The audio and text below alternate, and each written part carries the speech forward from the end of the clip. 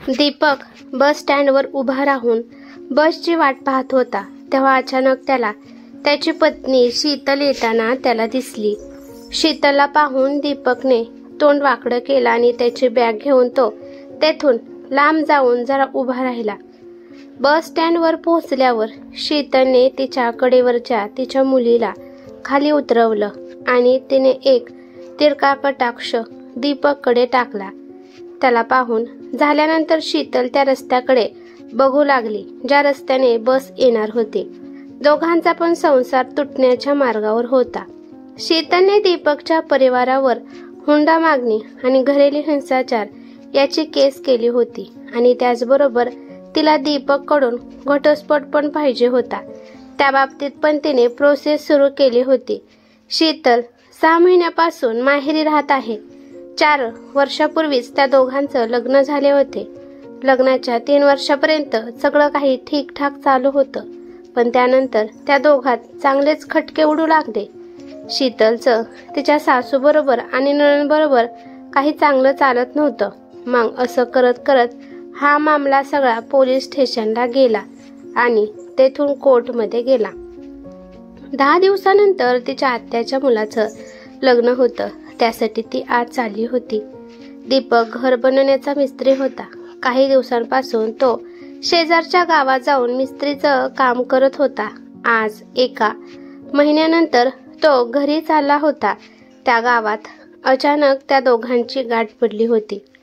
शीतल तिथं बनवलेल्या बेंचवर बसली. बसची वाट पाहत ती काहीतरी विचार करत होती. तेव्हा तिला अचानक समजलं की तिची 3 वर्षाची मुलगी चालत चालत दीपककडे गेली आहे. हे पाहून शीतलला खूप राग आला. तिने लगेचच मुलीला आवाज दिला, कावेरी इकडे माघारी ये. इकडे दीपक पण काहीतरी विचार करत होता. तेव्हा अचानक त्याच्या पाठीमागून त्याची 3 वर्षाची मुलगी आली आणि तिच्या कोमल हाताने त्याच्या गालाला स्पर्श केला आणि गोड आवाजात बाबा म्हणून त्याला आवाज दिला. बाबा हा शब्द ऐकताच दीपकला खूप आनंद झाला. त्याने लगेचच कावेरीला उचलून घेतले आणि तिला खूप प्रेम करू लागला. माझं बाळ, बाबाला एवढ्या दिवसातून पण तू ओळखला आहेस. तू माझी खरी मुलगी आहेस, असं म्हणून दीपक तिच्या कपाळाला चुंबन घेत होता. तोपर्यंत तिथे रागाने शीतल आली आणि त्याच्या कुशीतून कावेरीला हिसकावून घेऊ लागली. पण कावेरीला तिच्या वडिलांच्या कुशीत थांबायचं होतं, पण आई घेऊन चालली म्हणून ती रडू लागली. शीतल कावेरीला जबरदस्तीने घेऊन आली आणि तिला बेंचवर बसवलं. मुलगी बापाच्या हृदयाच्या खूप अगदी जवळ असते, त्यामुळे तर तिने एवढ्या दिवसातून तिच्या बाबाला लगेच ओळखले होते. एवढ्या दिवसातून आपल्या मुलीचा स्पर्श मिळाल्यामुळे दीपक खूप आनंदित झाला होता. दीपक पण आपल्या मुलीच्या प्रेमात वेडा झाला आणि तो पण त्या दोघींच्या मागे आला आणि कावेरीचा हात हातात घेत तो शीतलला म्हणाला की ही माझी पण मुलगी आहे. शीतल, तू मला हिला घेण्यापासून थांबवू शकत नाहीस. शीतलने तिच्या नवऱ्याचा जो हात कावेरीच्या हातात होता तो हात झटकून टाकला आणि म्हणाली की हे बघा, ही फक्त माझी मुलगी आहे. हे बघ शीतल, ही मुलगी आपल्या दोघांची आहे. अजून आपला घटस्फोट झाला नाही. अजून पण तू माझी बायको आहेस. शीतल जोरात म्हणाली, कोणती बायको? तुम्ही तो कोर्टात मला लफडेबाज, वेडी आणि निर्लज्ज म्हणून आरोप लावले आहेत. आपल्या बायकोवर असे कोणी आरोप लावतात का? दीपक, खरोखर सांगा, मी कधीच वर डोळे करून त्या नजरेने दुसऱ्या पुरुषाकडे पाहिलं आहे का? दीपक म्हणाला, हे बघ शीतल, तू पण माझ्यावर खूप आरोप लावले आहेत. मी तुझ्याकडून हुंड्याची मागणी करतो का? आणि मी रोज तुला मारतो का? माझी आई आणि माझी बहीण तुला जेवण देत नाहीत का? शिवाय माझे दुसऱ्या स्त्रीबरोबर अनैतिक संबंध आहेत का? शीतल म्हणाली, हे सगळे आरोप माझ्या भावाने आणि माझ्या वकिलाने लावले आहेत. मी हे आरोप लावले नाहीत. दीपक पण म्हणाला, तर मग ते आरोप पण मी लावले नाहीत. ते सगळे आरोप वकिलांनी लावले आहेत. मी तर त्याला लफडेबाज हा आरोप लावू नका म्हणून त्यांना सांगितलं होतं, कारण माझी बायको तशी अजिबात नाही. परंतु वकील काहीच ऐकून घेत नव्हता. वकील म्हणाले की जर तुम्ही असे आरोप नाही लावले तर तुम्हाला शिक्षा होऊ शकते. शीतल म्हणाली, खरं सांगा, तुम्ही लफडेबाज हा आरोप लावू नका म्हणून सांगितलं होतं का? दीपक म्हणाला, हो.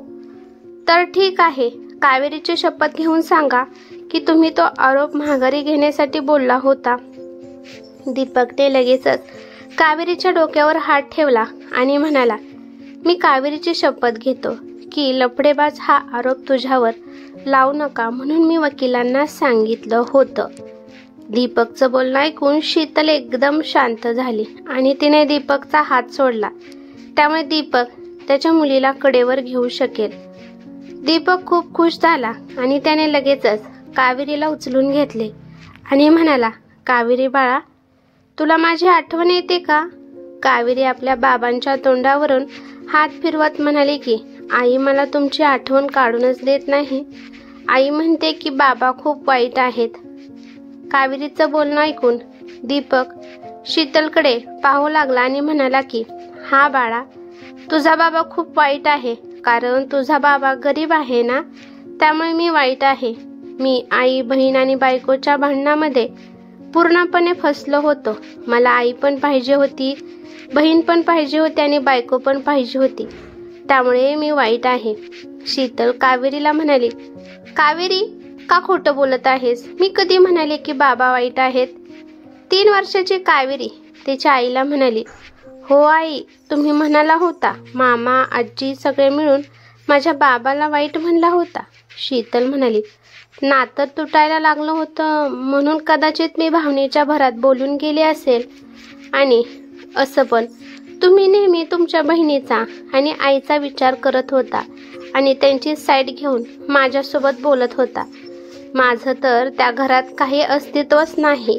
दीपक म्हणाला, शीतल, खोटं बोलू नकोस. मी एकदा तुझी बाजू घेतली होती, पण त्यामुळे घरात आईने आणि बहिणीने किती हंगामा केला होता. आईने रडून रडून पूर्ण गाव गोळा केला होता. घरातून बाहेर ओट्यावर बसून सगळ्यांना सांगत होती की मला दीपकने घराच्या बाहेर काढले आहे. शीतल म्हणाली, तुमची बहीण आणि आई दोघी पण नौटंकीबाज आहेत. त्या दोघींना पण मला घराच्या बाहेर काढायचे होते. शेवटी घरातून बाहेर काढल्यावरच त्यांना शांतता मिळाली. दीपक म्हणाला, त्या दोघी कशा पण असल्या तरी त्या दोघी माझ्या जिम्मेदारी आहेत. जर मी त्यांना त्यागलं तर हा समाज मला जगू देणार नाही. कदाचित तू मला समजून घ्यायला पाहिजे होतं. कदाचित मी माझ्या आईला आणि बहिणीला बोलायला पाहिजे होतं. न बोलल्यामुळे आज माझी मुलगी माझ्यापासून लांब आहे. आपल्या कावेरीला आई आणि बाबा दोन्हीचं प्रेम मिळाले असते. शीतल थोडा वेळ शांत बसली आणि म्हणाली की एक विचारू का? कावेरीच्या डोळ्यावरील केस पाठीमागे सारत दीपक म्हणाला की हां बोल. शीतल म्हणाली, तुमच्यापासून वेगळं राहिल्यावर मला समजलं की माझी पण त्यातमध्ये काही चूक होती. दीपक म्हणाला, मी पण मान्य करतो की माझी पण खूप चूक होती. मला तुझ्यावर रागवायला नव्हतं पाहिजे. थोड्या वेळ ते दोघे पण शांत बसले. दीपकने शीतलच्या चेहऱ्याकडे बारकाईने पाहिले. मग त्याला समजलं की शीतल खूप अशक्त झाली आहे. माझ्यासोबत होती तेव्हा हिच्या चेहऱ्यावर किती चमक होती. लग्नाला चालली आहे पण चेहऱ्यावर कोणता पण मेकअप नाही किंवा चांगली साडी सुद्धा तिने नेसली नाही. शीतलच्या आत्याला एका कामवालीची गरज होती, त्यामुळे तर तिच्या आत्याने तिला लग्नासाठी बोलावले होते. शीतल नजरेखाली करून तशीच बसली होती. अचानक तिची नजर दीपकच्या पायावर गेली. दीपकची चप्पल पूर्णपणे तुटली होती तरी पण तो तशी चप्पल घालत होता. त्याची पॅन्ट पण 2-3 जागी फाटली होती. असे कपडे ती कधीच दीपकला घालून देत नव्हती. शीतल विचार करते की आज जर मी दीपक सोबत असते तर त्याने मला एकटीला लग्नाला जाऊन दिले नसते. मी आज माझ्या नवऱ्यासोबत नटून थटून गेली असते. आता मी एकटी गेली तर सगळे माणसे माझ्याकडे विचित्र नजरेने पाहतील. शीतल त्याला म्हणाली, बस मग तू जाणार आहे. कमीत कमी चप्पल तरी चांगली घालायची असते. दीपक म्हणाला की चांगली चप्पल घेण्यासाठी माझ्याकडे पैसे नाहीत. जेव्हापासून तुम्ही माझ्यावर केस केली आहे तेव्हापासून सगळे पैसे माझे त्याच्यातच गेले आहेत. 30,000 रुपये वकिलाला द्यावे लागले आणि वकिलाला देण्याआधी पोलिसांना पण पैसे द्यावे लागले.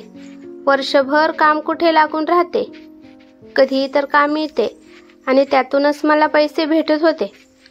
घटस्फोटानंतर तू 25 लाख रुपये मागितले आहेत, परंतु माझ्यापाशी तुला देण्यासाठी 25,000 रुपये सुद्धा नाहीत. माझ्याकडे फक्त घर आहे. तू ते घर घे. मी आईला आणि बहिणीला घेऊन कुठेतरी दुसरीकडे जातो. शीतल म्हणाली की मला काही नाही पाहिजे. शीतल काहीतरी विचार करत त्याला म्हणाले की तुम्हाला माझी आठवण येते का? शीतलचं बोलणं ऐकून तो काही नाही म्हणाला. तो मोकळ्या रस्त्याकडे वेड्यासारखा पाहू लागला. तो काही बोलला नाही म्हणून शीतल म्हणाली की जेव्हा माझी तुम्हाला आठवण येत असेल तेव्हा तुम्ही मला खूप शिव्या देत असाल. दीपक म्हणाला, मला आता तुझी आठवण येत नाही. शीतल रागाने म्हणाली, पुरुषांची जातच गिरगिटासारखी अशी असते. तुम्ही तर आधी म्हणत होता की शीतल, तुझ्याशिवाय मला करमत नाही, तुझ्याशिवाय मला झोप येत नाही, मला सोडून कधी जाऊ नकोस. मग एवढ्या लवकर तुम्ही मला विसरला आहात का? खरंच मी खूप वाईट आहे ना? आणि असं म्हणून शीतल दीपककडे पाहू लागली. दीपक दुसरीकडे तोंड करत म्हणाला की कारण मी तुला विसरलो नाही. मला तुझी नेहमी आठवण येते. तू तर माझ्या प्रत्येक श्वासात आहेस. जेव्हा थकून घरी येतो हे वेडे डोळे तुला शोधतात. कधी स्वयंपाक करताना तर कधी भांडी घासताना मला तुझा भास होतो. तू गेल्यापासून एक रात्र पण मी व्यवस्थित झोपू शकलो नाही. जेव्हा मला काम नसते तेव्हा मी घरात पडून असतो आणि दरवाजाकडे डोळे लागून राहतात की सगळे विसरून तू माघारी येशील. दीपकचं बोलणं ऐकून शीतलच्या चेहऱ्यावरचे एक्सप्रेशन बदलले आणि ती रडायला लागली. ती दीपकला म्हणाली की जर एवढीच माझी आठवण येत होती तर मला नेण्यासाठी का आला नाही? दीपक म्हणाला, जर मी तुला नेण्यासाठी आलो असतो तर तू माझ्यासोबत आली असती का? ती म्हणाली, खरं सांगू का? तो म्हणाला, जरी तू खोटं बोलली तरी मी तुझ्यावर विश्वास ठेवणार. शीतल म्हणाली, जर तुम्ही मनापासून मला एकदा फोन केला असता तर मी लगेच तुमच्याकडे आली असते. मी तुमच्या फोनची वाट पाहत होते. शिवाय तुम्ही येचाल म्हणून माझे डोळे नेहमी त्या वाटेकडे लागून राहत होते. दीपक म्हणाला, खोटं बोलत आहेस. जर तुझ्या मनात असं असतं तर तू कोर्टात केस केली नसतीस. दीपक, तुम्हाला आठवत आहे तुम्ही काय म्हणाला होता? जर जाणार असेल तर तू माघारी कधी येऊ नकोस. मी काहीच केलं नाही. सगळं माझ्या भावाने आणि आईनेच केलं आहे. पोलिसात पण तुम्ही माझ्यावर कंप्लेंट केली होती की मी घरातील दागिने घेऊन पळून गेली आहे. तो म्हणाला, जेव्हा हा मामला पोलिसात जातो ना तेव्हा माणूस आपल्याला वाचवण्यासाठी कोणते पण हद्द पार करू शकतो. त्यानंतर दोघे पण शांत झाले. तो तिच्या डोळ्यात पाहत म्हणाला की एक बोलू का? ती म्हणाली, काय? तू माझ्या सगळ्या चुका माफ करून माझ्या आयुष्यात अजून एकदा येशील का? तुझ्याशिवाय मी अपूर्ण आहे. नंतर मनातून मी तुटलो आहे. शीतल तर खूप वेळापासून याचीच वाट पाहत होती की कधी माझा नवरा मला सोबत चल म्हणतोय. जसा दीपक तिला घरी चल म्हणाला तशी शीतल त्याच्या हाताला पकडून मोठमोठ्याने रडू लागली. ती म्हणाली, कावेरीचे बाबा, मला घरी घेऊन चला. मी तुमच्याशिवाय जगू शकणार नाही. त्या दोघांचं बोलणं ऐकून कावेरी टाळ्या वाजवू लागली.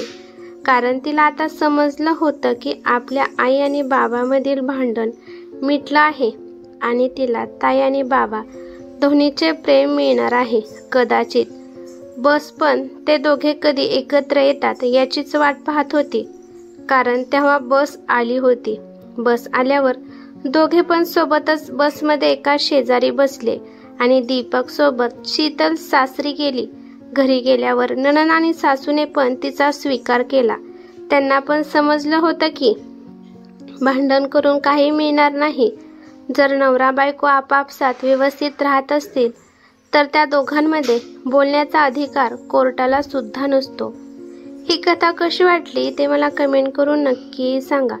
कथा आवडली तर लाईक शेअर नक्की करा आणि चॅनेलवरती नवीन असाल तर चॅनेलला सबस्क्राईब करा. धन्यवाद.